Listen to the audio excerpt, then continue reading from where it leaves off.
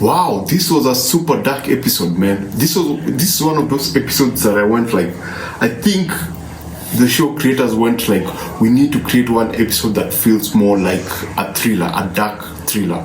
There is no comedic moments anymore. You know, it's like this episode grounded us to the reality of what was happening. You know, it has been all, you know, so we can solve this, we can make this happen, we can solve this problem. You know, Loki has been running around trying to make stuff happen. You know, at the end of each episode, things look kind of, they're going the right way. But this one, I think they decided like, let's just remind everyone how serious this thing is, because characters die, a lot of characters die, you know, a lot of revolutions come through.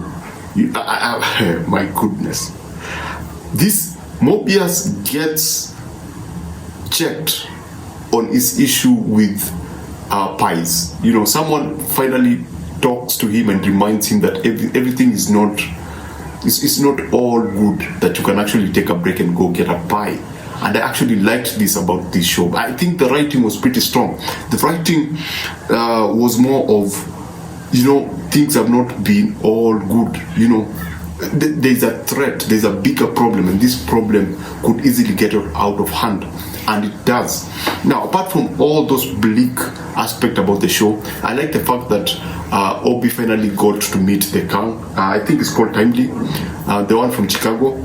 And both of them had a moment whereby one admires the other and the other admires the other because they borrow from each other. But it's like a weird loop of the snake that eats its own tail, because you have one person who learned from the other and the same person learned from the other person. So that was pretty cool. And I like what they did with that particular character, because they did not make it easy. I like it's a cliffhanger, by the way. This episode is a cliffhanger, it just ends. But I like the fact that they did not take the easy route out. I like the fact that it was not predictable, because my goodness, people die. Do you remember that torture machine, the cube thing that was very well established in the second episode? I didn't think that they were going to come back to it, but they come back to it this time, and it's a lot of people. It's not just one person, it's a lot of people. Listen, if you haven't seen this episode, or if you've seen this episode, I'm sure you went in thinking, oh, if they take this route, the ending might be possibly like this. But there are a lot of shocking moments in this episode. There are moments I was like, wait, what's going on? Did they just prune her? Someone was pruned. Loki, I don't know if you guys remember the first episode. The first episode, we had a different Loki from the second episode. That's what I'm currently learning. That the Loki in the first episode, who was from season 1, is totally different from the Loki that we've been following from episode 2 to episode 4. You know, the Loki with the black jacket is a totally different Loki from the other one. And so there's a moment that everything comes together. And so one Loki has to prune the other, and Sylvie is actually there to witness it. And she's as confused as I am. Speaking of Sylvie, I like the fact that when I talk about strong writing, I like the fact that they gave us a moment whereby Loki had to explain to Sylvie that everything, you know, her mindset over the whole matter is flawed in a way, because they have a very interesting conversation. I don't want to spoil it for you. They have a very interesting conversation around that, and Loki kind of gives her, you know, a bit of reality, a bit of, you know, he checks her, because she has been like super annoyed with everything, super aggressive. So she's just been out, you know, calling out people, being all mad about everything, and Loki kinda, you know, told her what everyone, including myself, wanted her to know. So I like moments like that. I like moments where Sylvie has a conversation with Mobius, and she's annoyed because Mobius wants to go for a pie after an anime, and it's like Mobius doesn't really feel the weight of what is happening. And I like the fact that Sylvie actually, you know, tried to knock that back into his head, that this was not actually a joke. You know, everything was not all game and easy and let's go get a pie afterwards. Again, a lot of food, visual symbolism with food. I don't know what the deal was with. There is a cocoa machine, and it plays a big role within the show. I think it begins with that machine, and then it plays into the show in a very interesting way. Yeah, it helps make us understand. I think it's very good visual storytelling. Let me just call it that way.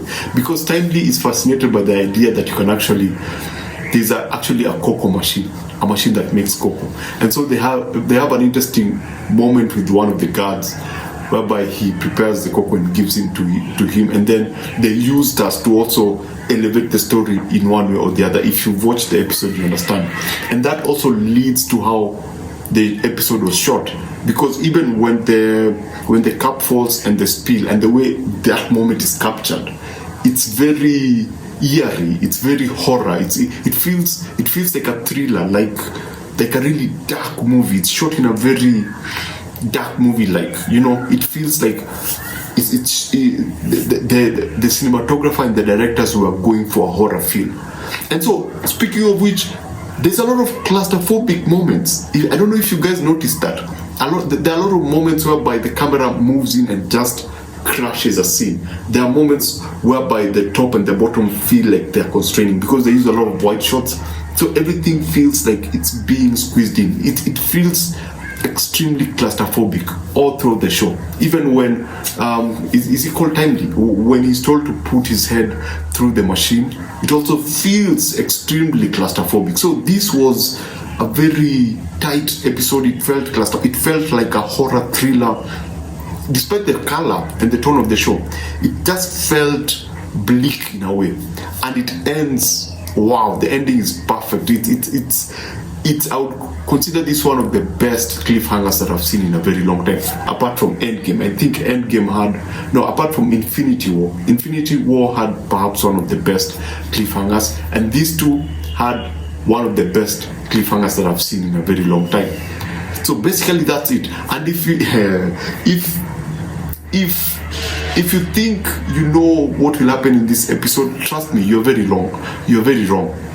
I thought of myself as I was going to understand most of what was going to happen, but my goodness, a lot of characters are taken out, and it's not like it's time for you to die. No, it happens so fast and shocking. You know, it's that moment where you go like, what's happening? And then you realize it's actually happening, and you go like, what? Miss Minute is deactivated. I think that was one of the best moments for me, because it felt like they were setting her up to be like the big bad, but then they do also something, they deactivate her, and I go like, wait, what?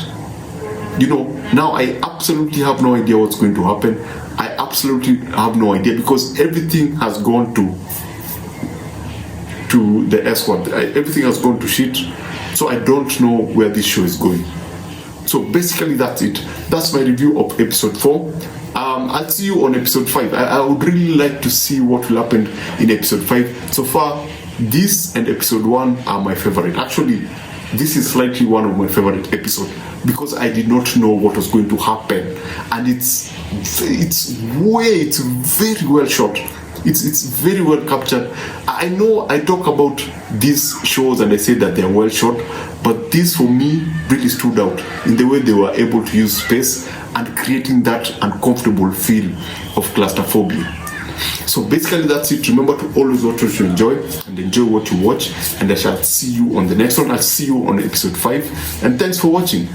Please subscribe, support the channel, be a part of the team, and yeah, basically that's it. See you on the next one.